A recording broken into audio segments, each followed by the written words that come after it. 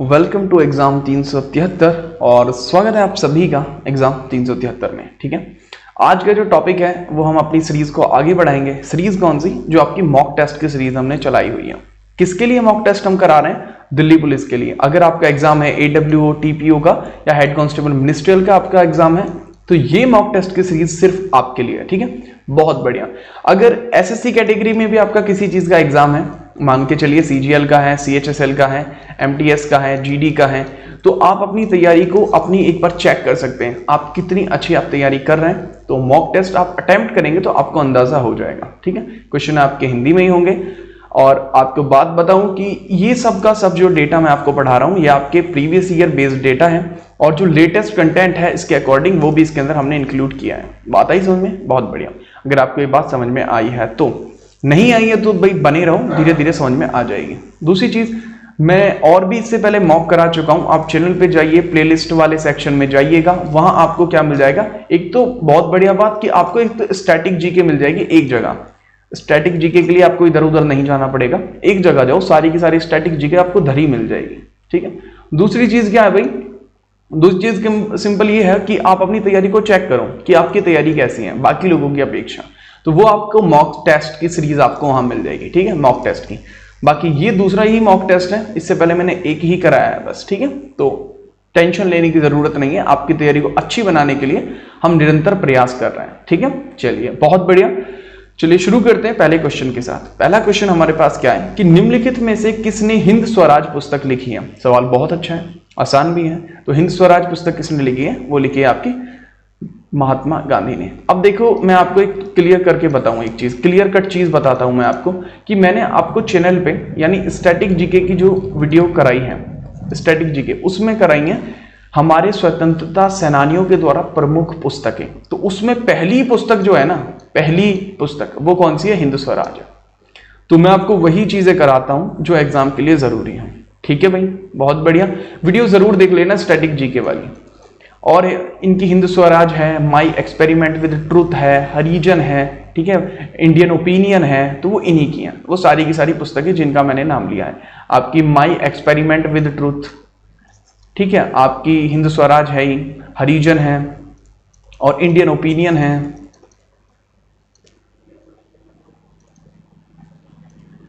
ठीक है, तो ये पुस्तक जो है महात्मा गांधी की। सुभाष चंद्र बोस की है इंडियन स्ट्रगल। ठीक है, सरोजिनी नायडू की है अ गोल्डन दैट्सोल्ड। ठीक है, गोल्डन दैट्सोल्ड इनकी है। जवाहरलाल नेहरू की है आपकी ग्लिम्प्स ऑफ वर्ल्ड हिस्ट्री, आपकी इन्हीं की है। और डिस्कवरी ऑफ इंडिया इन्हीं की है। ठीक है, मैंने सबकी बता दी है पुस्तक एक एक मिनिमम कि आपको याद रहे, चीजें कम से कम याद रखें। गोल्डन दैट्सोल्ड इनकी लिख लेना, आपको अगर स्पेलिंग में कुछ हो रहा है। ठीक है, गोल्डन दैट्सोल्ड। ठीक, ओके। जवाहरलाल नेहरू की है डिस्कवरी ऑफ इंडिया, एक तो हो जाएगी डिस्कवरी ऑफ इंडिया, दूसरी हो जाएगी glimpse of world history, glimpse of world history. Regularly अगर आप आ रहे होते तो आपको ये पता होता क्लियर। ठीक है, सुभाष चंद्र बोस की है इंडियन स्ट्रगल। ठीक है, एंड इंडियन पिलग्रिम भी इन्हीं की पुस्तक है। ठीक है, चलिए आगे चलते हैं। आगे है कि भारत सबसे लंबी स्थलीय सीमा साझा करता है किस देश के साथ? तो देखो, ये क्वेश्चन पिछले मॉक में भी आया था, इस मॉक में भी आया, रिपीटेड क्वेश्चन है, कई बार आया हुआ है, तो ये यहाँ पे भी रिपीट हो गया है। तो सिंपल सा इसका आंसर बांग्लादेश हो जाएगा। देखो एक चीज मैं आपको बताऊं, ये जो मॉक टेस्ट की जो प्रिपरेशन होती है, यानी क्वेश्चन कहां से उठाए जाते हैं, ये क्वेश्चन हम एक दूसरे जो हमारी राइटर है वो हमें क्वेश्चन उठा के लाके यहाँ पे देते हैं।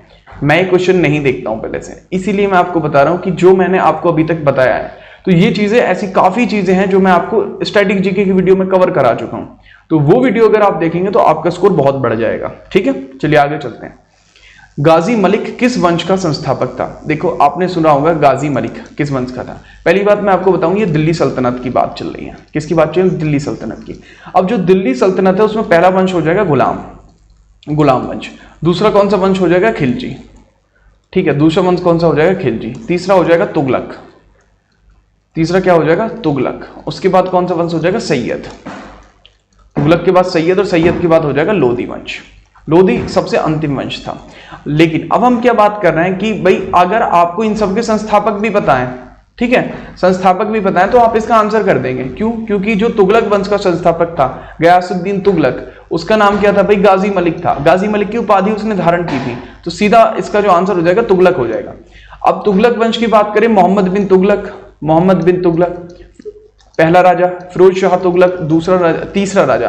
पहला तो इसका संस्थापक गाजी मलिक, ये दूसरा हो जाएगा, तीसरा हो जाएगा और चौथा हो जाएगा नसीरुद्दीन शाह तुगलक। ठीक है, आपको बात बताऊं कि सबसे जो इंपॉर्टेंट राजा है ना इसमें, एक तो आपके जो वंश तो सारे ही जरूरी हैं, आपको पता होनी चाहिए, लेकिन फिरोज शाह तुगलक बहुत बढ़िया काम किए और मोहम्मद बिन तुगलक को इसको पागल भी कहा जाता था। ठीक है, रीजन क्या है आपने कोर हिस्ट्री में पढ़ा होगा, अन्यथा जब आपकी हिस्ट्री आपको यहाँ पे क्लियर कराई जाएगी तो वो आपको पता चल जाएगा। आप यहाँ क्वेश्चन की प्रैक्टिस के लिए आए तो मैं ज्यादा एक्सप्लेन इससे ज्यादा नहीं कर पाऊंगा, लेकिन आपको क्या थोड़ा सा मैंने आइडिया दे दिया, आपको पता होगा इसलिए मैंने आपको आइडिया दिया है।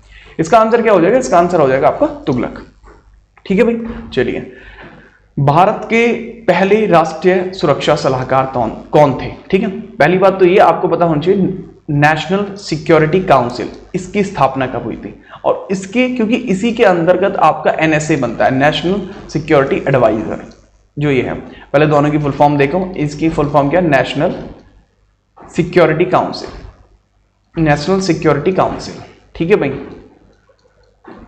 ये बना कब था? ये 1998 में बना था। किसकी सिफारिश थी भाई? अटल बिहारी वाजपेयी ने कहा था कि इसको बना होना चाहिए। ठीक है, इसके अंतर्गत जो नेशनल सिक्योरिटी एडवाइजर होता है, नेशनल सिक्योरिटी एडवाइजर आपका होता है, तो ये पहला कौन था जो नेशनल सिक्योरिटी एडवाइजर के पद पर सुशोभित हुआ? तो वो हुए थे ब्रजेश मिश्रा जी। कौन हुए थे? ब्रजेश मिश्रा जी। वर्तमान में कौन है? अजीत डोभाल जी। कौन है वर्तमान में? वर्तमान। लेकिन इस सवाल का जो सही आंसर है वो आपका है ब्रजेश मिश्रा। ठीक है, चलिए, भारत में संयुक्त लोक सेवा आयोग के अध्यक्ष और यानी बात कर रहे हैं किसकी? संयुक्त लोक सेवा आयोग, union public service commission, UPSC, union public service commission, article 315 से लेकर 323 तक। ठीक है, स्थापना 1926 में हुई थी। ठीक है, बहुत बढ़िया। वर्तमान में जो चीफ है यूपीएससी के, वर्तमान चीफ, वर्तमान चेयरमैन, वर्तमान चीफ, चीफ का मतलब चेयरमैन, वो आपके कौन हो जाएंगे? कौन हो जाएंगे? मनोज सोनी, लिखने में मनोज सोनी। ठीक है भाई, बहुत बढ़िया। अब आते हैं सवाल पे। सवाल क्या था कि इनकी जो नियुक्ति है वो किसके द्वारा की जाती है? वो की जाती है भारत के राष्ट्रपति के द्वारा। ठीक है भाई, बहुत बढ़िया।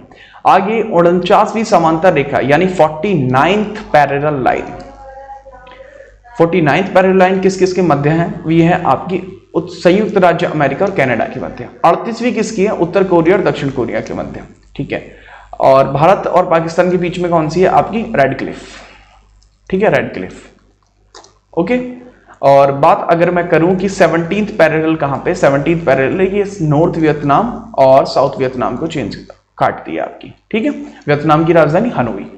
ठीक है, बहुत सारी चीजें मैं आपको धीरे धीरे क्लियर कराता चल रहा हूं। इसका जो आंसर है वो ये है। ठीक है भाई, चलिए, ब्रिक्स की फुल फॉर्म क्या है? ब्रिक्स सबसे पहले बना कब था? ब्रिक्स बना था भाई 2009 में, 2009 में बना था। जब ये बना था, जब ये BRIC था। ठीक है, लेकिन 2010 में इसके अंदर साउथ अफ्रीका जुड़ गया तो ये BRICS, ब्रिक्स हो गया। ठीक है जी, बहुत बढ़िया।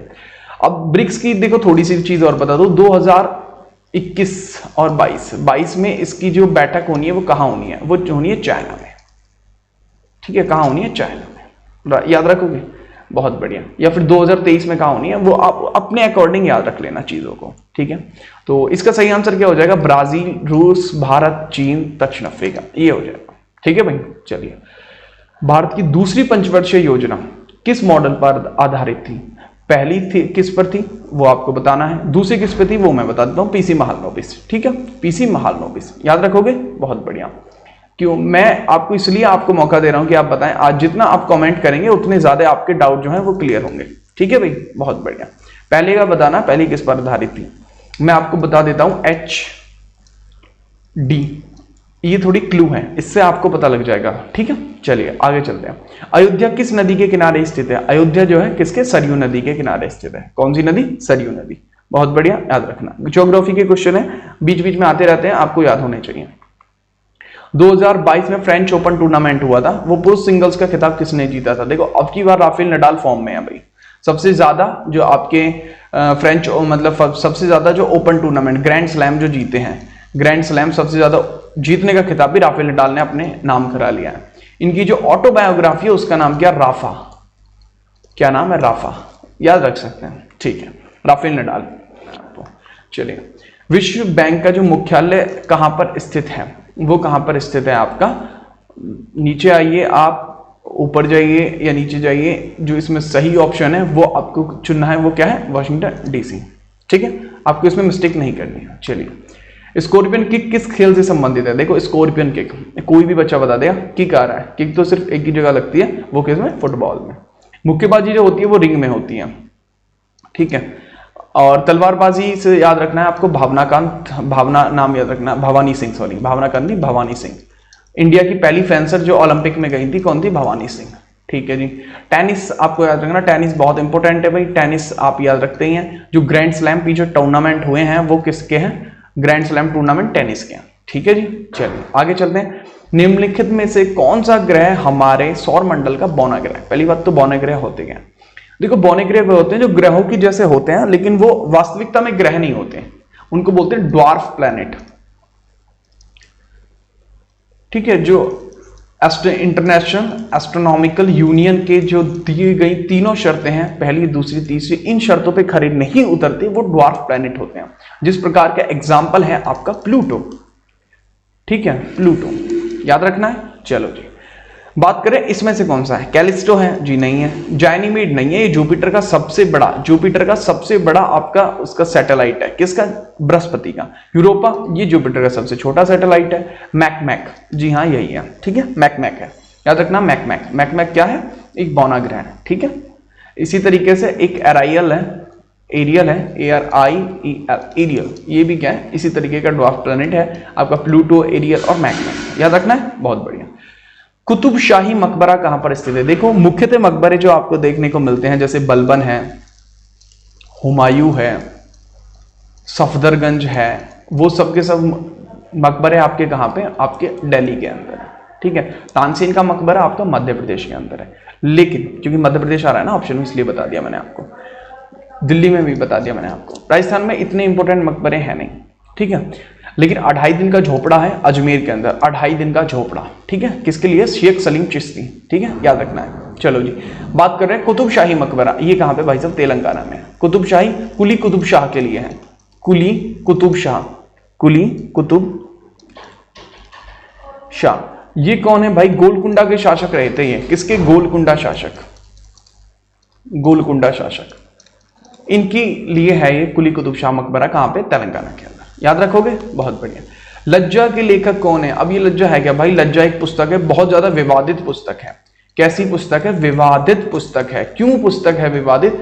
1992 का बाबरी मस्जिद का जो मुद्दा था, इसके अंदर उठाया गया था। ये बांग्लादेशी और स्वीडिश लेखक हैं जिन्होंने ये लिखी है, बांग्लादेशी स्वीडिश लेखक हैं। अब आप इसमें लगा सकते हैं कोई भी, अगर आपको एक्चुअल पता है बताइए, नहीं पता है तो मैं आपको बता रहा हूं, ये है तस्लीमा नसरीन। बहुत नाम भी अच्छा है और पुस्तक भी अच्छी है और बहुत ज्यादा विवादित भी है, तो याद रखना, बाबरी मस्जिद से संबंध में ये पुस्तक थी लज्जा। मुद्दा बहुत उठा हुआ है, इसलिए मैंने आपको बताया है। देखो, बाबरी मस्जिद को किसने मतलब डिजाइन किया था, जिस प्रकार से ताजमहल को उस्ताद अहमद लाहौरी ने किया था, बाबरी मस्जिद को किसने किया है, वो किया मीर बाकी ने, ठीक है, मीर बाकी ने ये किया है। कब किया था, 1529 में ही किया था, ठीक है, मीर बाकी। चलिए आगे, डेनमार्क की राजधानी क्या, इजी, डेनमार्क की कोपेनहेगन हो जाएगी, डेनमार्क की क्या हो जाएगी, कोपेनहेगन हो जाएगी, बहुत बढ़िया। चलिए, इसमें पीछे एक राजधानी आई हुई थी, हेलसिंकी की राजधानी, हेलसिंकी किसकी राजधानी है, हेलसिंकी, उसमें लिखा हुआ था पीछे, पहला ऑप्शन जो था हेलसिंकी। तो आपको बताऊं ज्यादा आगे हेलसिंकी, तो इसकी मैं बात कर रहा हूं, हेलसिंकी किसकी राजधानी है आपकी, फिनलैंड, किसकी राजधानी, फिनलैंड की, ठीक है जी, बहुत बढ़िया। इसको यहां से मिटाते हैं, देखते हैं ये क्वेश्चन क्या है कि निम्नलिखित में से भारत सरकार का कौन सा मंत्रालय राजकोषीय नीति तैयार करता है? तो कौन सा मंत्रालय तैयार करता है, देखो राजकोषीय नीति है, मॉनेटरी पॉलिसी, ठीक है। ये कौन करता है, वित्त, क्योंकि भाई पैसों से संबंधित है, पैसे का वित्त में आएंगे, सिंपल बात है। चलिए, निम्नलिखित में से कौन सी खरीफ की फसल नहीं है? अब देखो, खरीफ की फसल कब होती है, वो होती है गेहूं। मैंने किस तरीके से याद कर रखा है वो मैं आपको बताता हूं। मैं हूं बेसिकली गांव से, तो मुझे पता है कि जो राबी की फसल है उसमें मैंने बस एक याद कर रखा है भाई, गेहूं है राबी की फसल, उसके हिसाब से मैं हिसाब लगाता हूँ कि भाई गेहूं के साथ साथ कौन सी बोई जाती है। दूसरा, खरीफ में मैंने क्या लगाया हुआ है, खरीफ में मैंने लगाया हुआ है कि हाँ भाई जो आपके चावल होते हैं वो यहाँ होते हैं, इस हिसाब से मैं यहाँ का अंदाजा लगाता हूँ। तो देखो चावल जब बोए जाते हैं तभी मूंगफली बोई जाती है, तभी मक्का। क्योंकि देखो धान जब आपकी गर्मियों में बोएंगे तो सर्दियों से पहले ही कट जाएंगे, ठीक है, तकरीबन अक्टूबर के समथिंग, सितंबर अक्टूबर में कट जाएंगे। मूंगफली भी तभी कटेगी, तभी जाके तो भाई सर्दियों में आ पाएंगे हमारे पास, ठीक है। तो इसका जो सही आंसर है वो है गेहूं, क्योंकि गेहूं किसका, राबी का, आपको क्लियरली भी पता होगा ये, ठीक है। पद्म विभूषण से सम्मानित पंडित शिव कुमार शर्मा को मई 2022 में इनका निधन हो गया, ठीक है। वे प्रसिद्ध क्या थे, देखो शिव कुमार शर्मा हैं, बहुत कम ऐसे लोग हैं जो संतूर बजाते हैं और उनमें से एक आपके पंडित शिव कुमार शर्मा है, ठीक है, डायरेक्टली याद रखना पंडित शिव कुमार शर्मा का। अच्छा, ये जो वादक हैं, वादक, इनसे संबंधित प्रश्न बहुत ज्यादा आ रहे हैं और इन्हीं की वजह से मैंने आपको करा दिया है ये टॉपिक आपके किसमें, स्टैटिक जीके में, जाके चेक करना, ठीक है। स्टैटिक जीके में मैं करा चुका हूं, चेक जरूर कर लेना। बहुत क्वेश्चन आए, CHSL तो भाई बहुत ज्यादा इसमें भरे पड़े थे क्वेश्चन CHSL में इससे, ठीक है। आगे चलते हैं, डीजल इंजन का आविष्कार किसने किया था, बच्चे को पता है, रुडोल्फ डीजल, नाम इसीलिए तो डीजल है इसमें, ठीक है, क्लियरली आपको ये याद रखना है। चलिए, तो ये वो क्वेश्चन हुए जो आपको याद रखने हैं, 20 वो क्वेश्चन। आपका स्कोर कितना रहा है कमेंट करिए और आप बताइए मुझे कि आपने कितने स्कोर किए हैं अपॉन 20, ठीक है, कमेंट में जाके। मैं आपके वेट करूंगा कि आप कितने टाइम में आपने रिप्लाई किया है, ठीक है। बाकी कैसा लगा आपको, आपका कैसा एक्सपीरियंस रहा इसमें, टेस्ट आपको अच्छा लगा, कैसा लगा, या आपको कोई डाउट आया है तो वो आप जाइए कमेंट सेक्शन में लिख दीजिए, आपका डाउट हम सॉल्व करा देंगे, ठीक है भाई, बहुत बढ़िया। बाकी अगले मॉक टेस्ट में आपसे मिलते हैं, तब तक के लिए राम राम, ठीक है।